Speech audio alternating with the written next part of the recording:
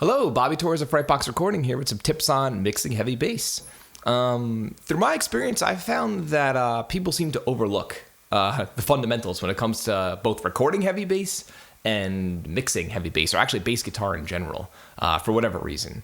And in my opinion, there are three key components that need to be in line in order to achieve that nice, crisp, bright, but not too bright, bass tone that cuts through the mix, through the wall of guitars and drums and whatever else. The first thing is that you need to be using a bass that actually sounds good itself, meaning the bass itself is putting out a signal that's nice and even and flat in terms of frequency response. Most basses get the job done, at least most mid-level basses or mid to high-level basses, high-end basses. But I found here and there, I've come across a few that will have strange like humps in the low end, or they'll have no low end, or there'll be no mid-range. And you need to look out for that. You need something that is just, you could tell just by playing it both plugged in and not plugged in, that it's got that nice crisp sound at the source. That's number one. Number two, you need to use new strings. I don't know what it is. People seem to overlook this all the time. I'll have people come into the studio with strings that are 2 years old. You're not going to get that nice stringy, crisp bass tone with dead strings. It's just not going to happen. I mean, there are things that engineers can do to kind of try and salvage it, but it never ends up sounding right. So yes, use new strings. I know bass strings are expensive, but unfortunately, I haven't found a way around it, and I haven't met anyone that's found a way around it as of yet. So yes, new strings. Number three, if you want an aggressive sound, you need to play aggressively. I'll get things to mix where the guys are just not playing hard enough, or they're not playing tight enough. So the performance needs to be tight. It needs to be locked in. The actual composition needs to work. Meaning there can't be clashing notes between the guitar and. So again, both compositionally and also performance-wise, it needs to be a tight performance, and it needs to be played with aggression. Not so aggressive that your notes are pulling sharp, but enough where it's, it sounds angry. It sounds, you could hear the vibe in the actual performance. I don't know what it is. People seem to overlook those simple concepts, and they worry about the gear and the plugins and the Axe effects and this, that. It's really not that. Because in my opinion, 90% of a good bass tone is the quality of your DI. A good amp helps, but it's the quality of your DI. It truly is. And I know a lot of others that share the same opinion. So I have an example here. There's a little riff I threw together just for the purposes of this video, of a bass tone that I kind of like. It's something it's not overly bright. It's not dull either. It's perfectly in the middle. So let's take a listen to it. Let's see. All right on New Jersey, right here. Okay, so let's check it out.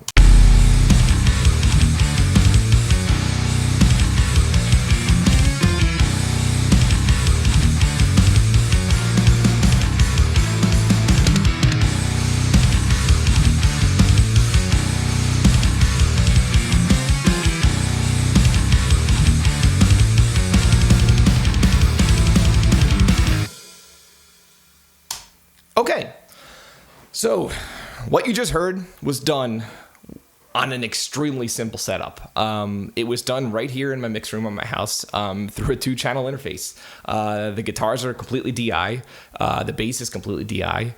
The drums are cymbals from Superior Drummer with samples I recorded myself out of a studio called North End. And the guitars are the TSC Audio X50 with one of my own impulse responses. Now, you do not need to go out and record your own drum samples. You do not need to go out and record your own impulse responses. I just do that because I'm nuts, and I like to tune the kit to what I hear in my head, and I like to get the perfect mic placement for whatever project I'm working on. But you do not need to do that. You could totally do it with free impulse responses that you could download, and I know tons and tons of people that use the Slate samples, and they sound phenomenal. So you can go any which way with that.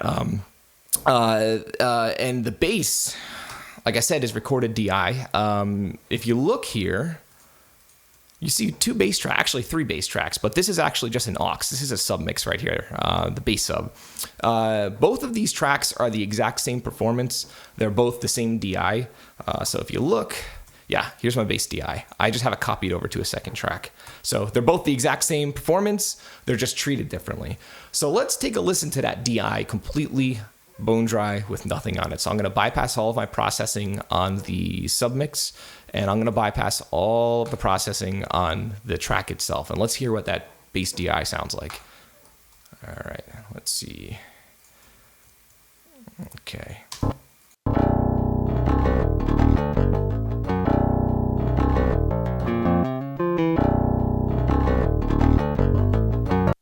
Okay. So as you can tell, it's picked aggressively. It's a very mid-rangey bass. I think, what did I use? I used a 1998 Soundgear, which was probably like a $400 bass when it was new, a 5-string, and it gets the job done. My only complaint about it's a little mid-heavy, but there's enough low end where it kind of balances itself out. So it's passable for me. Brand new strings, or relatively new strings, maybe a week old, 2 weeks old. So the quality of the DI, in my opinion, is pretty decent. So from there, once I make sure that my DI is sounding right and I have all of my EQ settings on the bass set flat, or if not flat, close to flat, I decide what sim I'm going to use. Now, in this case, I did not reamp anything. I'm just using the stock amp modeler within Pro Tools, which I actually love, the Sans amp. So let's hear it through the Sans amp. Okay, and once more the DI without the Sans amp. And once more with the Sans amp. Okay, so in my opinion, it's already starting to shape up. It sounds like a pretty gnarly bass tone, at least in my opinion. It seems to work. From there, I like to do my basic EQing. And the first thing that I do, generally, is I roll off anything below, 70 hertz, 60 hertz, whatever mood I'm in that day, just to make room for the kick. I like my kick sitting below my bass.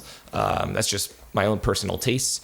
And I also roll off any of the super duper top that's just going to be noise. Especially with bass guitar, you really don't need anything above 6K unless you're going for something extremely bright. I'm not going for something that bright right now, and the bass itself doesn't even have much information above that range anyway, inherently within the actual instrument. So I roll off, it looks like I rolled off, around 7,000 hertz. And I've got some notching around the low mids. And that's it. Nothing crazy. Just simple EQ techniques. So let's hear it without the EQ. And let's hear it with the EQ. Barely audible, which is good. Which means I'm making headroom for my other instruments with next to almost no sonic penalty. And a little bit of cleaning up in the mid-range. Okay, from there, I like to control the bass, especially with metal, when you have kicks that are completely hitting you at full force all the time, that low end needs to be solid. So I go for some heavy-handed compression. And in this case, I'm using the API 2500. You could use anything. I will use the stock Pro Tools plugin. It really comes down to whatever mood I'm in that day and whatever plugin I feel like looking at. Let's hear it without the compression once more. Let's hear it with the compression.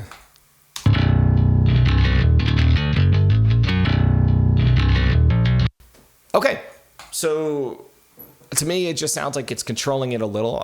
It's sitting a little more evenly. And also, it's adding a nice little spank character. Because in actuality, compression, yes, it does control dynamics, but it also adds a character. Depending on the character you're going after, that'll kind of dictate whatever compressor you decide to use. But they do, compressors add flavor and character to your sound. And I like this one. This one just makes it it's weird. It kind of reminds me of the Distressor. I don't know why. It's not a Distressor, but for some reason, this plugin reminds me of a hardware Distressor. I don't know. Okay, so that's my bass sound. That's my fundamental bass sound. Let's hear it once more.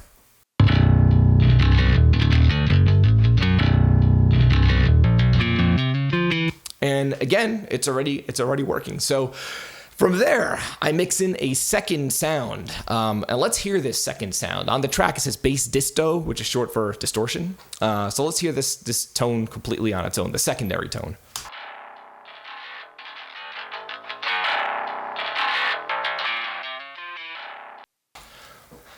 In my opinion, that does not sound very good. It just sounds like a clanking noise in the background. But the purpose of it is not to sound good on its own. The purpose of it is to blend nicely with the original track. And the reason why I'm doing this, the reason why I'm blending a super heavy distorted bass track in with the original track, is to help the bass sit better with the guitars. And also, you know, if you're listening to a big fat bass sound on huge speakers, it's easy to be impressed because those big speakers reproduce the low end. But people don't always listen on big systems. Actually, nowadays, they barely listen on big systems. It's always cell phones and earbuds and laptop speakers or tablet speakers or whatever. So this distorted track kind of like helps the ear find the harmonics of the lower notes that the bass is playing, even on systems that are not very big. It's incredible how well it works. It's easy to get carried away with it, but you kind of have to just use your ears and use your gut and just roll with it and find what works. So let's hear them blended together. I'm going to play the original tone on its own, and then I'm going to slowly blend in the distorted track. So let's hear the tone, like I said, on its own, and then with the other one added.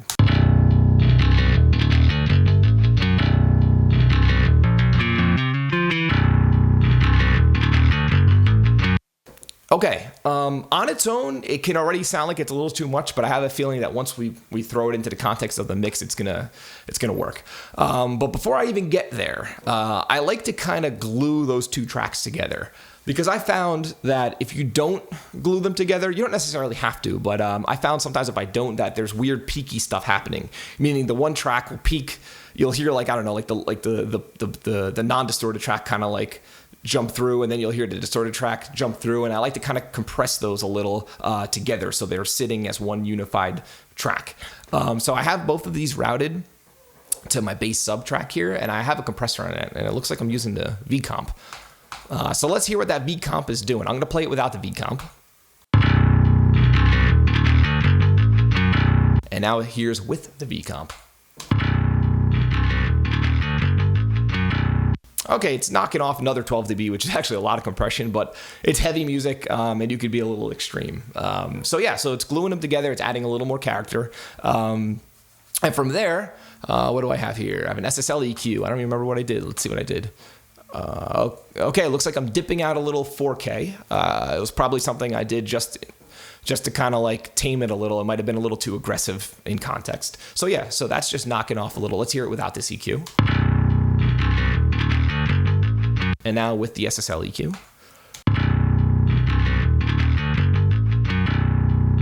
Yes, so just a little bit of taming going on in the higher mids. And from there, looks like I have another EQ, just doing some surgical stuff. Yes, so I'm notching out a little 2K and a little bit of 3K or 300 hertz-ish.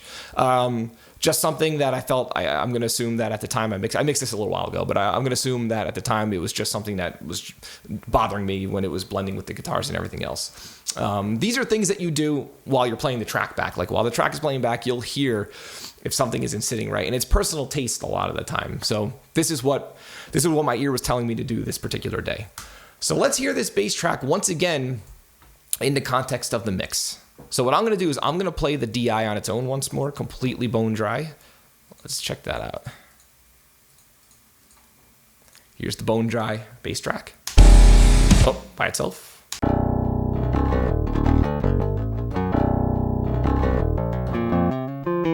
So that's the bass strictly right into the interface. And now let's hear the bass with the treatment of both tracks, the parallel track and the processing that we have on the subgroup.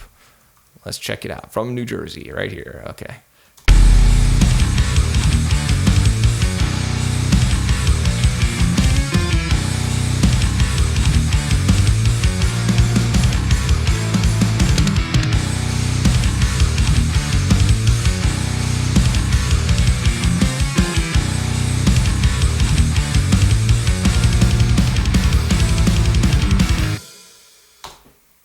So there you have it. That's my approach to mixing bass, and it seems to work. You know, you do not need fancy equipment. You can do this in Reaper. You can do this in Cubase. You can do this in Logic. It does not matter what you use, as long as you're paying attention to the most important aspects, which would be the source and the new string thing, and playing with attack and playing tightly, and, making sure that your performance is good. You do not need a lot of equipment. Like I said, this was done through my 2-channel interface here. I did not leave my house to do this. Just exercise some common sense. So if you have any questions, feel free to leave questions in the comment section below. If it's been helpful to you, throw me a like, subscribe. Until next time, happy mixing.